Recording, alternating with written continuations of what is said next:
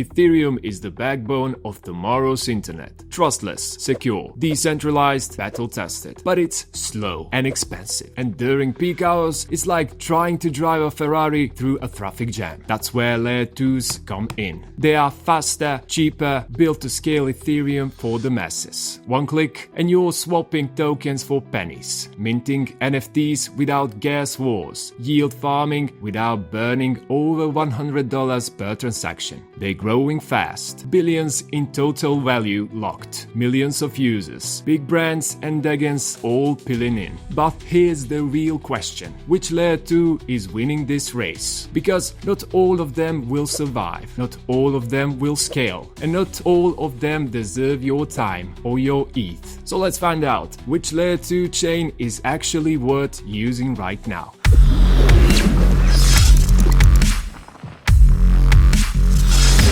Welcome to Captain Altcoin, and today I want to talk about one of the biggest trends changing the future of Ethereum, Layer 2 chains. You probably heard of Arbitrum, Optimism or Base. Maybe you even use them. But what are they really doing under the hood? Why do they even exist? And which one is the best for DeFi, for gaming or for long-term potential? Well, I spent a lot of time exploring these chains, using them, comparing them, and today I'll break it all down for you. Alright, let's start from the top. Layer 2s are separate blockchains that sit on top of Ethereum. They inherit Ethereum's security but process transactions off-chain. So instead of clogging up Ethereum's main network, also known as Layer 1, they bundle up transactions, settle them in batches, and send that data back to Ethereum. And the result? Way faster speeds and way lower fees. Layer 2s let you build everything from DeFi apps and NFT marketplaces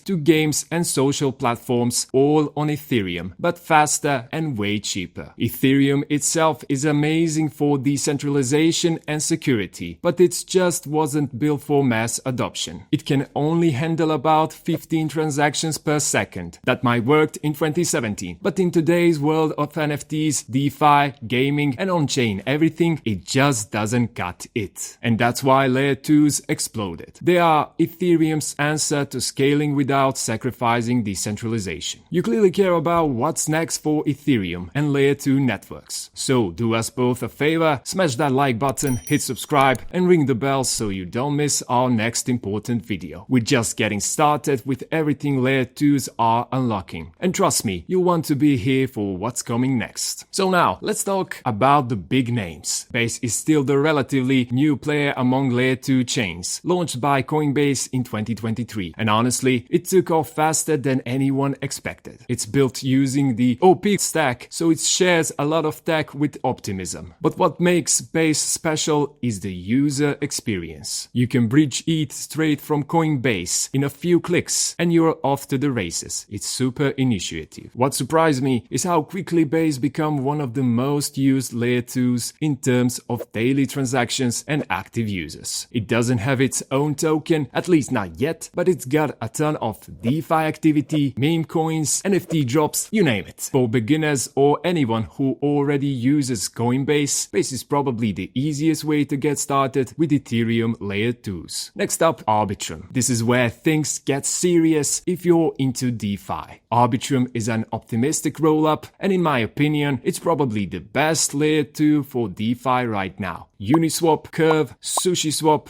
GMX, they're all active on Arbitrum. It handles massive trading volumes and has some of the best liquidity outside Ethereum mainnet. It's fully compatible with Ethereum's tools and languages, and with features like Stylus, developers can even write smart contracts in Rust or C++, making development more flexible and efficient. I swapped tokens on Arbitrum and paid less than 10 cents in fees. And the cool thing is, Arbitrum isn't just a one-trick pony. They are working on L3 solutions, subchains, and more. If you're a serious DeFi user or builder, Arbitrum just makes sense. Then there's Optimism, also an optimistic rollup, but it has a different vision. What I like about Optimism is the community and tech stack. It's not just one chain, it's the foundation for growing network of OP stack chains all working together in what they call superchain. You got Coinbase's base chain using Optimism's tech. You got others building their own layer 2s on the same stack. That kind of modularity is huge. Optimism is home to a ton of DeFi protocols and fees are low. But what really stands out is how easy it is for Ethereum devs to port over. It's EVM equivalent, so the developer experience is super smooth. I think Optimism is going to play a huge role in the next wave of Ethereum adoption, especially with their governance and incentive programs. Let's talk some numbers now. Today, Base has more total value locked than Arbitrum and Optimism. And it's not even close.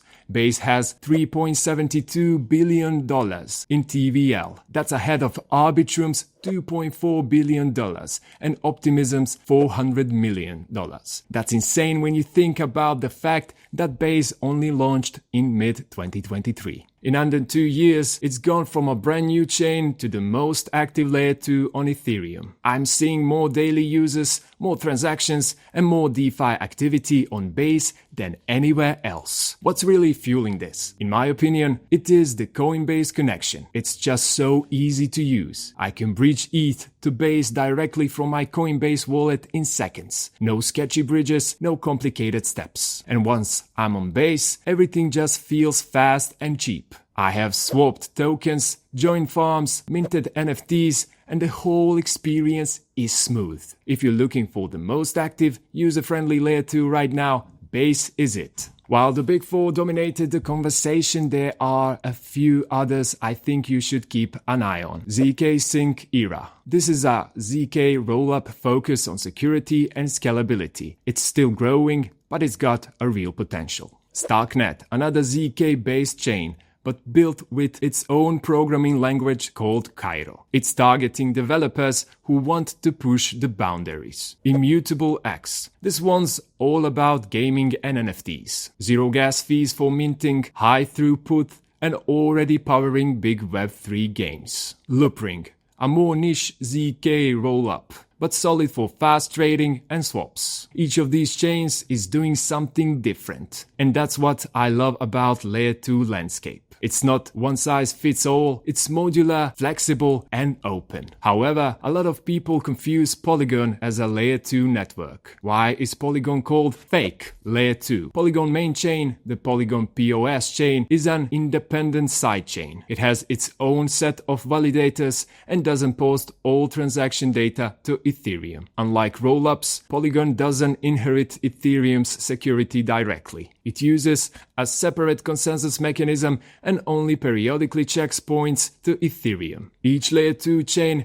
has its own strengths, depending on what you're trying to do. If you're into DeFi, Arbitrum is the clear leader. It has more deep liquidity and most of the major DeFi apps, like Uniswap, GMX, and Curve already live there. I use it regularly for swaps and yield farming. For gaming and NFTs, Immutable X is built for that. It offers zero gas fees for NFT minting and super fast transactions, which is why games like Gods Unchained and Illuvium run on it. If you're in GameFi, this is the go-to chain. If you just want low fees and smooth onboarding, Base is perfect. And if you're a developer looking to build long-term, Optimism with its OP stack and superchain vision is laying the groundwork for a modular, interconnected future. If I had to pick one winner today, I'd probably lean toward Arbitrum or Base for its maturity and size. But the real answer, use more than one. You don't have to pick a side. Just pick what works for your use case. What Layer 2 the right call for scaling Ethereum?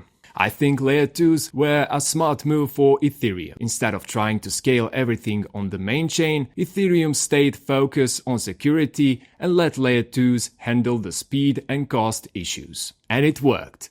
We have seen faster transactions, lower fees, and way more people actually using the network. But that doesn't mean Layer 2s are the only answer, or even the best answer long term. There are other scaling ideas out there. Some people think Layer 1 chains like Solana or Avalanche, which scale everything directly on their base layer, offer a smoother, more unified experience. And then there's talk of Layer 3s. Chains built on top of layer 2s for specific use cases like gaming or privacy. Even app-specific chains like what DYDX did when it moved off Ethereum completely are starting to get more noise. So yeah, layer 2s are working really well right now, but they are not the final form. Ethereum scaling is still evolving, and we'll probably see a mix of different solutions working together in the future. The future of layer 2 is going to be interesting,